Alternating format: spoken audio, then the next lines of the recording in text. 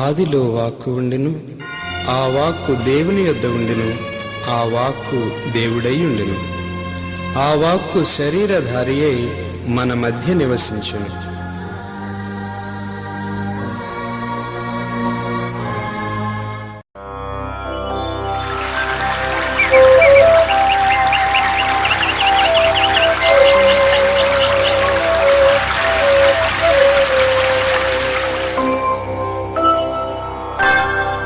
దైవ ఉనికిని చాటు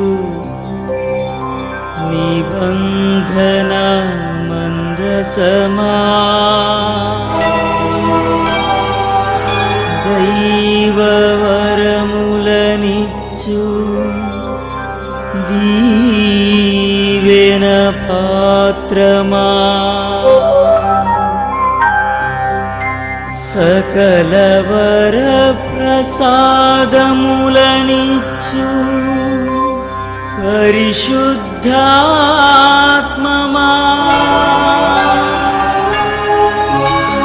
నీకే స్తుతి, నీకే మహిమా, నీకే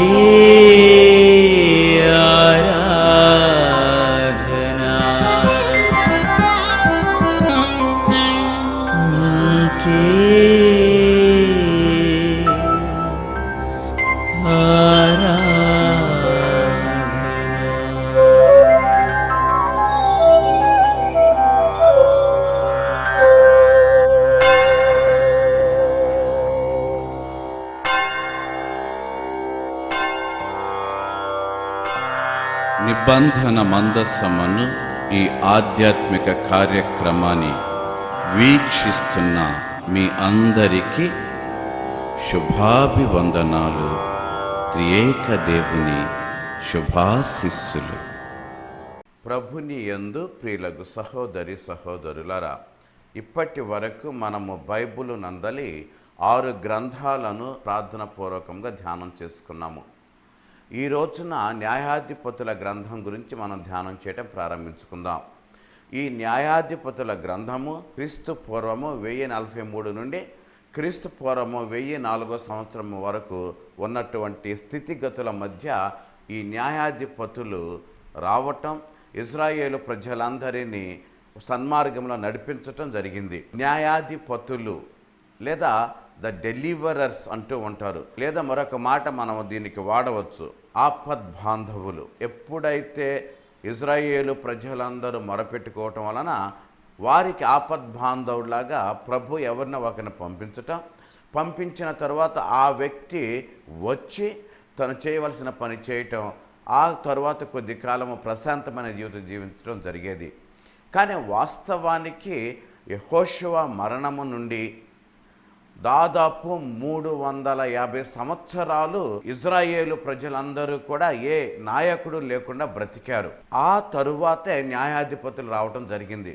అస్సలు ఎందుకని ఇజ్రాయేలు ప్రజలు దేవుని నుండి వైదొలిగారు అన్న విషయం గురించి ముందు మనం తెలుసుకోవటానికి ప్రయత్నం చేద్దాం. న్యాయాధిపతుల గ్రంథము 2వ అధ్యాయము 10వ వచనం నుంచి కనుక మనం గమనించినట్లయితే, అటు తరువాత యావేను గాని ఆ ప్రభువు ఇశ్రాయేలీలకు చేసిన అద్భుత కార్యములను గాని తెలిసికోజాలని అన్యతరముల వారు వృద్ధి చెందిరి.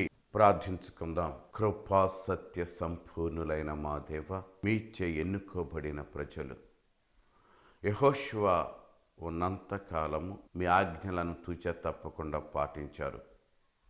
ప్రభువా, ఆయన మరణించిన తరువాత ఎవరికి వారే అన్నట్లుగా ప్రవర్తించటం ప్రారంభించారు. దేవా, వారిని నడిపించేవారు లేకపోవటం వలన వారు దూరం అయ్యారు మీకు. ఆ సమయములో మరలా వారిని తిరిగి దరి చేర్చుకోవటానికి మీరు పంపిన న్యాయాధిపతుల గురించి ధ్యానం చేసే ఈ సమయములో నా హృదయములను, నా పెదవులను శుద్ధి చేయండి. ఆలకించుచున్న ఈ బిడ్డలందరూ నూరంతలుగా ఫలించే అనుగ్రహాన్ని ప్రసాదించండి. ఈ మనవులన్నింటినీ మా నాథుడైన క్రీస్తు ద్వారా మనవి చేయుచున్నాము.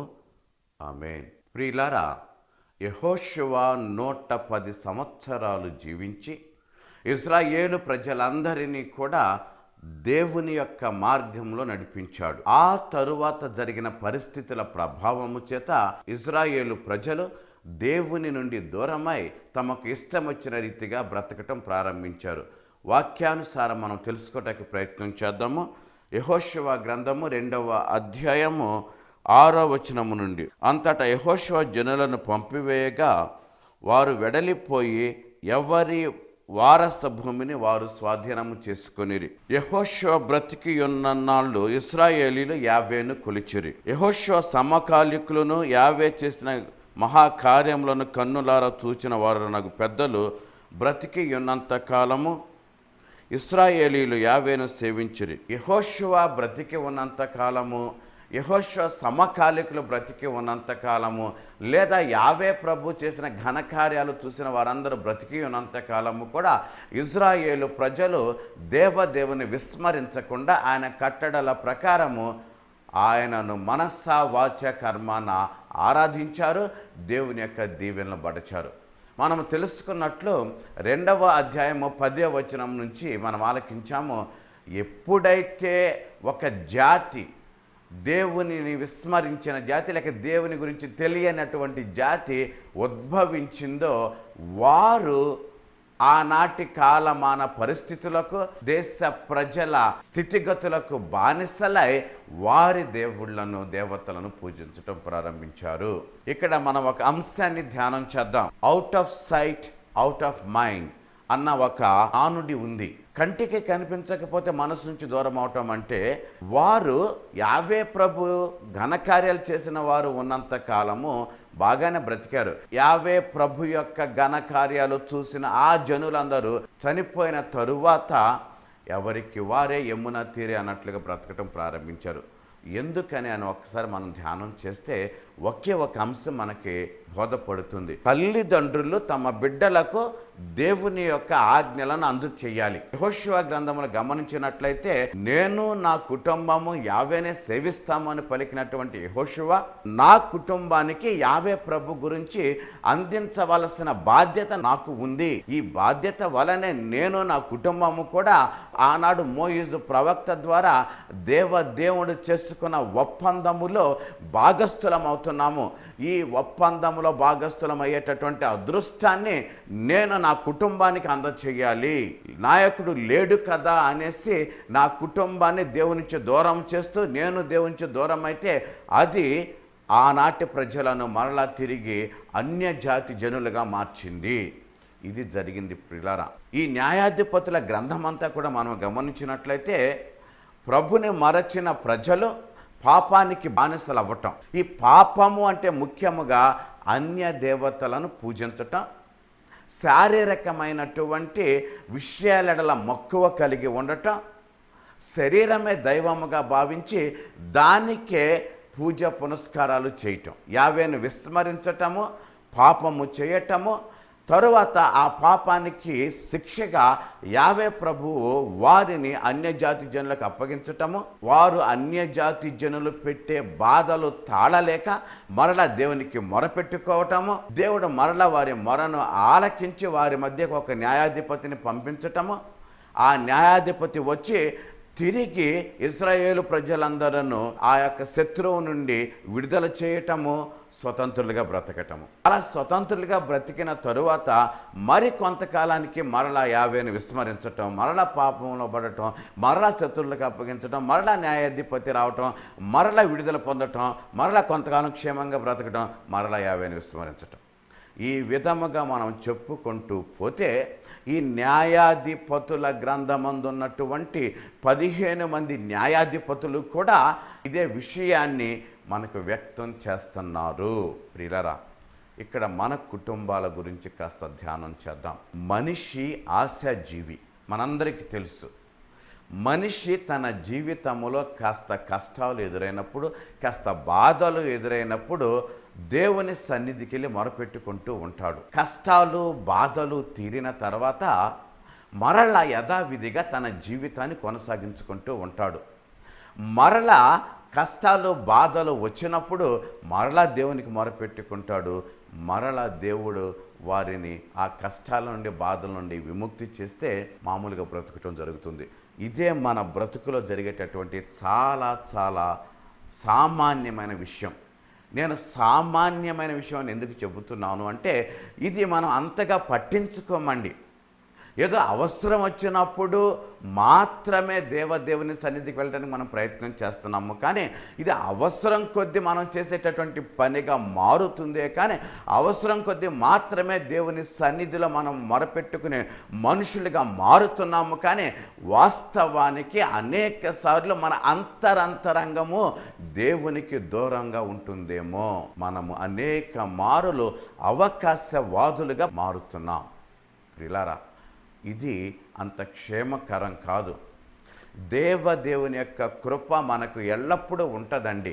కానీ ఆయన కృప మనకు ఉన్నట్లుగా మనము కూడా ఆయనతో అంటిపెట్టుకొని జీవించటం ప్రారంభిస్తే ఈ లోక సంబంధమైనటువంటి విషయాల ఎడలే కాకుండా ఆధ్యాత్మిక సంబంధమైన విషయాల ఎడలో కూడా మనము మక్కువ కలిగిన వారుగా ఉంటాము. ఈ యొక్క విశ్వములో మన కుటుంబం దేవునిచే ఏర్పాటు చేయబడిన ఒక చిన్న విశ్వం అండి. శ్రద్ధగా ఆలకించండి. ప్రపంచమంత ప్రజలలో మన కుటుంబం ఒక ప్రత్యేకించబడినటువంటి ప్రజ. ఈ ప్రత్యేకించబడి ప్రభుకి సమర్పితమైన కుటుంబాల కలయికే సంఘము. ఈ సంఘాల కలయికే తిరుసభ లేదా విశ్వజనితమైనటువంటి క్రైస్తవ సంఘం. మరి విశ్వజనితమైన క్రైస్తవ సంఘములో ప్రారంభంలో ఉన్నటువంటిది ఏంటి అంటే కుటుంబము. ఆ కుటుంబమును మనము దేవునికి సమర్పితం చేసుకోగలగాలి. We must learn to sanctify our families to the Lord. మన కుటుంబాలను పవిత్రంగా ప్రభు సన్నిధిలో ఉంచుకోవాలి. అది ఎలా జరుగుతుంది అని మనం కాస్త ధ్యానం చేద్దాం. ప్రియులారా, నేను 3 అంశాలు మీకు చెబుతాను. మొదటిది దైవ నామ స్మరణ, రెండవది దైవ నామ ఉచ్చారణ, మూడవది దైవ నామ సంకీర్తన. ఈ దైవ నామ స్మరణ అనేటటువంటిది వ్యక్తి హృదయాంతరాలలో అతనిని పవిత్రీకరిస్తుంది. ఉదాహరణకి, నేను లేవగానే దిన కార్యాల గురించి ఆలోచిస్తూ ఉంటే దేవునికి నా యొక్క హృదయములో స్థానము ఏమాత్రము లేదు. దానికి బదులుగా నేను లేవగానే దేవుని స్మరిస్తూ దేవుని యొక్క నామాన్ని ఉచ్చరిస్తూ దేవుని యొక్క నామాన్ని అవకాశం ఉంటే ఏదో కాస్త పాటలుగానో కీర్తనలుగానో నాలో నేను పాడుకుంటూ ఉంటే ఆ దేవుని యొక్క స్మరణ ఉచ్చరణ సంకీర్తన ద్వారా నేను పవిత్రపరచబడతాను.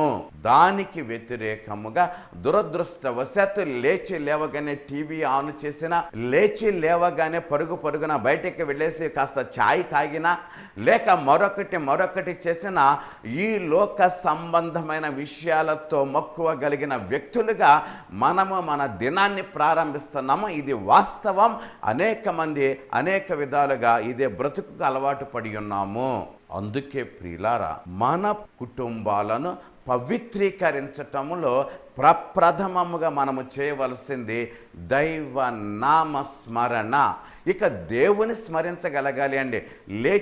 లేవగానే దేవా నీకే స్తోత్రమయ్యా, నన్ను నా కుటుంబమును గడిచిన రాత్రి అంతా ఇటువంటి అపాయము కష్టము నష్టము కలగకుండా కాపాడినందులకు నీకే వందనాలయ్యా అంటూ దేవునికి స్తుతి స్తోత్రాలతో వందనాలతో మనము గనక మన దినమును ప్రారంభించినట్లయితే ఖచ్చితముగా మనము మన కుటుంబాన్ని దేవుని సన్నిధికి తీసుకువెళుతున్నాం.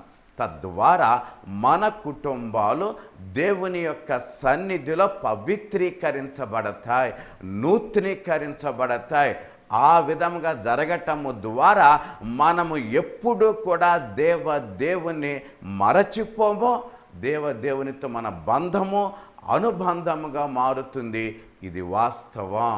ప్రియులారా, ఇజ్రాయేలు ప్రజలు యావేను కానీ అతని ఘనకార్యములను కానీ తెలుసుకోలేనంత స్థితికి లేక గుర్తించుకోలేనంత స్థితికి వాళ్ళు ఎదిగారంటే ఎంత శోచనీయమైనదో ఒక్కసారి మనం ఆలోచిద్దాం. బహుశా వాళ్ళే కాదండి, మనము కూడా దేవదేవుడు మనకు, మన కుటుంబానికి, మన సంఘాలకు చేసినటువంటి ఈ ఘన కార్యాలను గుర్తించుకోనటువంటి స్థితికి ఎదుగుతున్నామేమో ఒక్కసారి మనం ఆలోచించుకుందాం ప్రియులారా.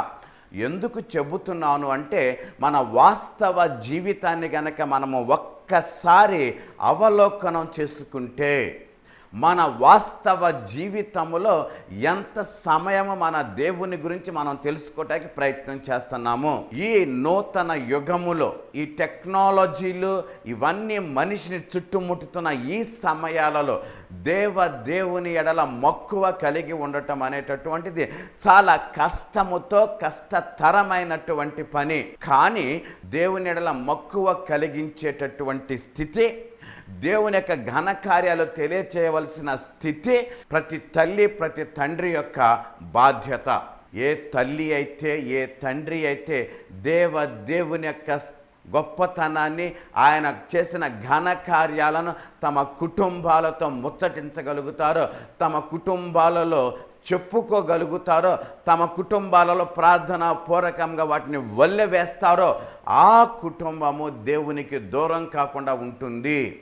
అలా కాకపోతే న్యాయాధిపతుల గ్రంథములో ఆనాటి ప్రజలు ఏ విధంగా దేవునికి దూరం అయ్యారో అదేవిధంగా మనము కూడా దేవునికి దూరం అవుతాము. ఎంత దూరం అంటే ఆఖరికి ఆయనను పరిపూర్ణంగా మరచిపోయేటంత దూరంగా మనము వెళ్ళిపోతే మనకంటే దురదృష్టవంతులు, మనకంటే పనికిరాని వారు మరొకరు ఉండరు. ఇది మాత్రం వాస్తవం. అందుకే ఎల్లవేళలా దేవుని యొక్క కృప మనము మన కుటుంబాలు కలిగి ఉండాలంటే ఖచ్చితంగా నేను చెప్పినట్లుగా దైవనామ ఉచ్చారణ కుటుంబంలో జరగాలి, దైవనామ స్మరణ కుటుంబంలో జరగాలి, దైవనామ సంకీర్తన కుటుంబంలో జరగాలి. ఎప్పుడైతే తండ్రి దైవనామ ఉచ్చారణ చేస్తూ ఉంటాడో తన కుటుంబం అంతా కూడా, ఆ ప్రదేశం అంతా కూడా దేవుని యొక్క కృపచేత నింపబడుతుంది. సైతాను దాని స్థితి దూరం అవుతూ ఉంటుంది.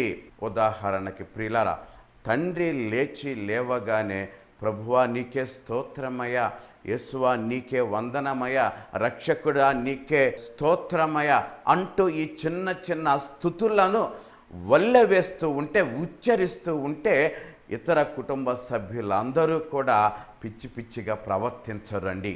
వారు కూడా తండ్రి బాటల్లోనే నడుస్తూ ఉంటారు. అదేవిధంగా ప్రతి తల్లి తను పనులు చేసుకునేటప్పుడు, ముఖ్యంగా ఇళ్లను శుభ్రం చేసేటప్పుడు, లేక అంట్లు తోమేటప్పుడు, ఇంకా తదితరమైన చిన్న చిన్న దినకార్యాలు చేసుకునేటప్పుడు దైవ నామ సంకీర్తన చేస్తూ ఉంటే, అనగా దేవుని యొక్క కీర్తనలను ఆలాపిస్తూ ఉంటే వినుచున్న బిడ్డలు అదే స్థితిలో నడుస్తారండి.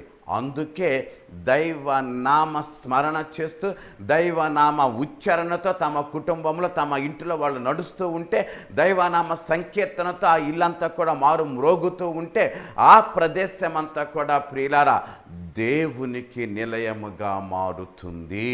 ఇజ్రాయేలు ప్రజలు కాలక్రమముగా దేవుని విడిచిపెట్టేసి ఇతర దేవతలను మ్రొక్కటం ప్రారంభించారు. బాలు దేవత, ఆస్టరోతు దేవత. ప్రియులారా, వారు ఈ ఇద్దరు దేవతలనే పూజించారేమో, కానీ నేడు మనము ఎంతమంది దేవతలను పూజిస్తున్నామో ఒక్కసారి ఆలోచించండి.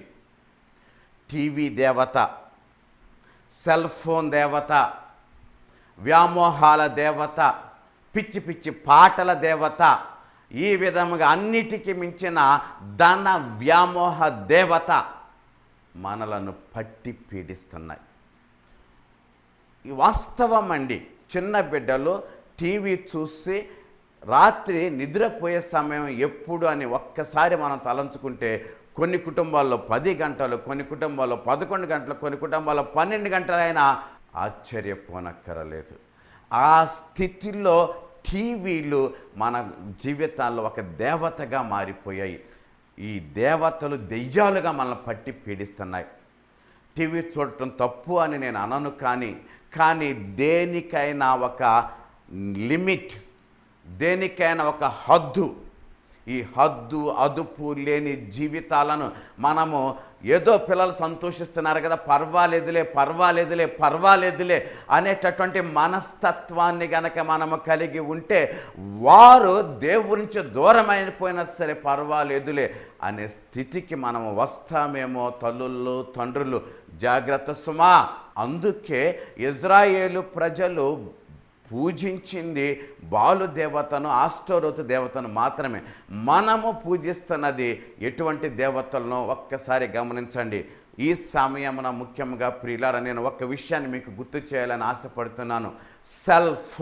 సెల్ ఫోన్ అనేటటువంటిది మనిషి మేధస్సు నుండి ఉద్భవించిన చాలా గొప్ప పరికరం అండి. కానీ ఈ గొప్ప పరికరం ఎంత మేలు చేస్తుందో అంత అనర్థం చేస్తుంది. తల్లులు తండ్రులు జ్ఞాపకం ఉంచుకోండి, కాస్త కళ్ళు తెరవండి. మీ బిడ్డలు వాడేటటువంటి సెల్ ఫోనుల్లో ఏమేమి ఉన్నాయో ఒక్కసారి మీరు చూడండి. పాటలు, పిచ్చి పాటలు, దృశ్యాలు, పనికి మాలిన దృశ్యాలు ఎన్ని ఉన్నాయో ఒక్కసారి మీరు చూడండి. బహుశా అవి చూస్తే మీ గుండాగిపోద్దేమో. ఎందుకని మనము మన బిడ్డల ఎడల ఈ విధమైనటువంటి తేలికతనాన్ని ప్రదర్శిస్తున్నాం? ప్రేమ ఎక్కువయ్యా, అనురాగం మరీ ఎక్కువయ్యా. ఉండొచ్చండి, ప్రేమ ఉండొచ్చు, అనురాగం ఉండొచ్చు, అభిమానం ఉండొచ్చు. కానీ ఏది అయినా అతి అయితే అనర్థానికి హేతువు. అతి ప్రతిదీ కూడా అనర్థమే. అందుకే ప్రియులారా జాగ్రత్త సుమా. ఈ లోక సంబంధమైన విషయాలలో మునిగిపోతూ దేవుని మరచిపోయేటటువంటి స్థితికి గనక మనము వెళితే అయ్యో అనర్థము. ఒక గురువుగా నేను బాధపడుతున్నా, తల్లిదండ్రులుగా మీరు కూడా బాధపడాలి. బిడ్డలు చదువుకుంటున్నారు, చాలా సంతోషం. కానీ ఈ చదువులు చెప్పే బడులు కొన్ని ఆదివారాలలో కూడా బడి పెట్టడం వలన సంవత్సరం పాటు అసలు బిడ్డ దేవాలయానికి వచ్చేటటువంటి ఆ అదృష్టాన్ని కూడా కోల్పోతున్నాడు. మనము దానిని అంత సీరియస్గా తీసుకోవటం లేదు. దేవుని సన్నిధికి వచ్చే అదృష్టాన్ని బిడ్డ కోల్పోతున్నాడు అంటే కాలక్రమేణా దేవుని నుంచి దూరమయ్యేటటువంటి స్థితికి బిడ్డలు వెళుతున్నారేమో. జాగ్రత్త సుమా. అందుకే చదివించండి, శ్రమ పడండి, కానీ దేవుని యొక్క ప్రధానమైన స్థితి, దేవుని యొక్క ప్రధానమైన ఆజ్ఞ, దేవుని ఎడల భయభక్తులు కలిగి జీవించే తత్వం మనము మరచిపోతే ప్రియులారా అయ్యో మనకు అనర్థము. ఈ సమయమున 128వ కీర్తన నేను మీకు కొద్దిగా చదివి వినిపిస్తాను, ఆలకించండి. 128వ కీర్తన మొదటి వచనము. ప్రభువు పట్ల భయభక్తులు చూపుచు అతని మార్గములో నడుచు నరులు ధన్యులు. ప్రభువు పట్ల భయభక్తులు చూపుచు అతని మార్గములో నడుచు నరులు ధన్యులు. ప్రియులారా, భయము ఎందువలన, భక్తి ఎందువలన, ఈ రెండు విషయాలు ఒక మాటలు మీకు చెబుతా. మనము ఏదైనా తప్పు చేస్తే భయపడతాం. అంటే దేవుని యొక్క ఆజ్ఞలను గనక మనము ధిక్కరిస్తే, దేవుని యొక్క ఆజ్ఞలను పాటించకుండా వాటిని విస్మరిస్తే భయపడాలి. మరి భక్తి, దేవుడు మన ఎడల చేసిన ఘన కార్యాలకు, గొప్ప కార్యాలను గుర్తు చేసుకొని దేవా నీకే స్తోత్రమయ అంటూ ముకుళిత హస్తాలతో ప్రభు సన్నిధికి రావటం నేర్చుకోవాలి. మనము నేర్చుకోవాలి, మన బిడ్డలకు నేర్పాలి. అందుకే ప్రభు పట్ల భయభక్తులు చూపు నరుడు ధన్యుడు. 128వ కీర్తన ధ్యానపూర్వకముగా, ప్రార్థనాపూర్వకముగా దాన్ని చదవండి. తన ఆత్మ ద్వారా ఆయన మీతో మాట్లాడతారు. ఆ మాటలను ఆలకించి దేవుని నుండి దూరము కాకుండా ఉండటానికి నేను నా కుటుంబము కూడా ఈ పెద్ద విశ్వములో ఆ చిన్న కుటుంబం నా ప్రభుకు అంకితం అవుతాము, నా ప్రభుని విస్మరించము, నా ప్రభుతో ఉంటాము అని మనము ప్రమాణపూర్వకంగా దేవునితో చెప్పుకుందాం. తలలు వంచండి, ప్రార్థించుకుందాం. కృపగలిగిన మా దేవ, మిమ్ములను మరచిపోయిన జాతి పాపానికి బానిసై శత్రువుల చేతిలో బానిసలుగా బ్రతుకుతున్న సమయమున వారు పెట్టిన మొరను ఆలకించి వారిని తిరిగి మామూలు స్థాయికి తీసుకురావటానికి న్యాయాధిపతులను వారి మధ్యకి పంపినందుకు మీకు వేలాది స్తోత్రాలు దేవా. మేము ఈ కాలములో మిమ్మలను పరిపూర్ణంగా మరచిపోతున్నాము. ఏదో అవసరం కొద్దీ, అవకాశం కొద్దీ మీ సన్నిధికి వస్తున్నామే కానీ మిమ్మలను మా హృదయంలో నిలుపుకోలేకపోతున్నాము. దేవా, మమ్మలను క్షమించండి, మా హృదయాలను శుద్ధి చేయండి. మీ ఎడల పరిపూర్ణమైనటువంటి విశ్వాసులుగా బ్రతికే భాగ్యాన్ని మాకు దయచేయండి. దైవనామ ఉచ్చారణ, దైవనామ స్మరణ, దైవనామ సంకీర్తన ద్వారా మేము మమ్ములను, మా కుటుంబాలను, మా సంఘమును పవిత్రీకరించుకునే భాగ్యాన్ని కలుగచేయమని మా నాథుడు మీ ప్రియ కుమారుడైన యేసయ్య పవిత్ర నామమున వేడుచున్నాను తండ్రి. ఆమేన్. సర్వశక్తుడు దయామయుడైన పిత, పుత్ర, పవిత్రాత్మ సర్వదా మిమ్ము దీవించి మీకు తోడై ఉందురుగాక. ఆమేన్. ఈ సమయమున ఈ యొక్క కార్యక్రమాన్ని ప్రసారం చేయటానికి సహాయపడుతున్న వారికి హృదయపూర్వక ధన్యవాదాలు. వారి కోసం, వారి కుటుంబాల కోసం, వారు చేసే వ్యాపారాల కోసం అందరం ప్రార్థిద్దాము మన వ్యక్తిగత ప్రార్థనలో. Thank you and God bless you. సువార్తను ప్రకటించు వారి పాదములు సుందరమైనవి. ఈ సువార్త పరిచర్యలో మీరు భాగస్థులు కాదలిచిన 9989113222 నంబరును సంప్రదించగలరు. ప్రభువు మిమ్ము దీవించుదురుగాక.